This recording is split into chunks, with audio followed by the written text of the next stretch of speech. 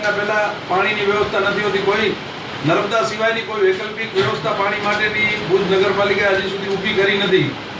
જેનાથી ક્યારેક નર્મદામાં પંચર પડે લાઇનમાં 2-4 દિવસનો, તો ભુજમાં 8 દિવસ સુધી પાણી નથી મળતું. ઉપરાંત પાણી ખરેખર GWIL અને લોકલ સોર્સથી એટલું મળે છે કે રોજ નિયમિત પાણી વિતરણ થઈ શકે ભુજની વસ્તી પ્રમાણે. પરંતુ પાણી ચોરીના લીધે, હોટલોને પાણી આપવાના લીધે, ભાજપના મળતિયાઓને આ પાણી મફતમાં આપવાના લીધે જનતાને પાણી મળતું નથી. ક્યાંક 3 દિવસે, 4 દિવસે, 5 દિવસે પાણી મળે છે. આવી પરિસ્થિતિ છે. કૃષ્ણાજી પુલ આપણે જોઈ જઈએ, છેલ્લા 4 વર્ષથી બંધ છે. આમાં કોઈ રોકેટ સાયન્સની જરૂર નથી. એક સામાન્ય પુલ છે. આજે જ્યારે દરિયામાં બ્રિજ બની જાય છે ત્યારે આ પુલ બનાવવો કોઈ મોટી વાત નથી. પરંતુ આ શાસકોની અણાવડત કહીએ કે બેદરકારી કહીએ કે એમને ઈચ્છા નથી જનતા માટે કંઈ સારું કરવાની. આજે 4 વર્ષથી રસ્તો વન વે છે. ત્યાં રોજના હજારો લોકો પસાર થાય છે.